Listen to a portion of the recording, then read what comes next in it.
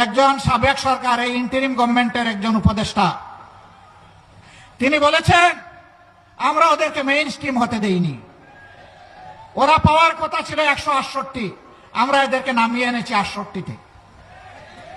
তাইলে তিনি স্বীকার করে নিয়েছেন যে একটা নিরপেক্ষ সরকারের অংশ হয়ে তিনি দেশবাসীর সাথে বিশ্বাসঘাতকতা করেছেন।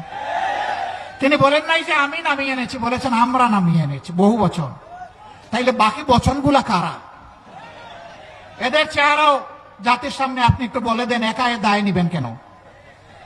আরেকজন সংসদের ভিতরে স্থানীয় সরকার পল্লী উন্নয়ন প্রতিমন্ত্রী তিনি বলেছেন যুবকরা ছাত্ররা আন্দোলন করে ফেসিবাদের পতন ঘটিয়েছে, আমরাও ছিলাম। তবে ডক্টর মোহাম্মদ ইউনূস ক্যাপ্টেইনের হাতে লন্ডনে গিয়ে পতাকা দিয়ে এসেছেন,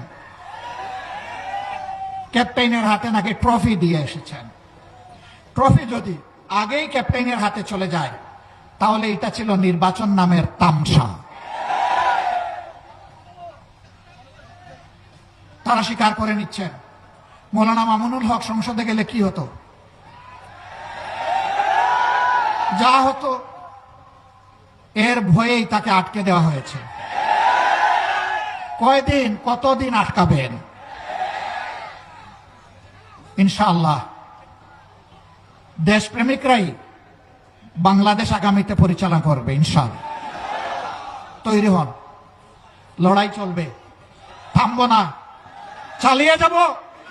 জনগণের অধিকার আদায় না হওয়া পর্যন্ত জীবন যাবে, কিন্তু মাথা নত করবো না ইনশাআল্লাহ। আজকের এই সমাবেশ থেকে আমরা আরেকবার প্রতিজ্ঞা নিলাম, ইনশাআল্লাহ জুলাইকে সম্মান করব, বুকে ধারণ করব, জুলাইয়ের সাথে বেইমানি করব না। আর জুলাইয়ের সাথে যারা বেইমানি করবে তাদেরকে ছাড় দিয়ে কথা বলা হবে না। বিশেষ করে যুবকদেরকে অনুরোধ করব, তৈরি হন। বলবেন আর কতবার জীবন দেব? দেশের জন্য যতবার প্রয়োজন আমিও তোমাদের কাতারে দাঁড়িয়ে বলছি, আমিও যুবক, জীবন দিতেই থাকবো ইনশাআল্লাহ। বিড়ালের মতো বাঁচতে চাই না, 100 বছর, 1000 বছর, সিংহের মতো বাঁচতে চাই 1 সেকেন্ড।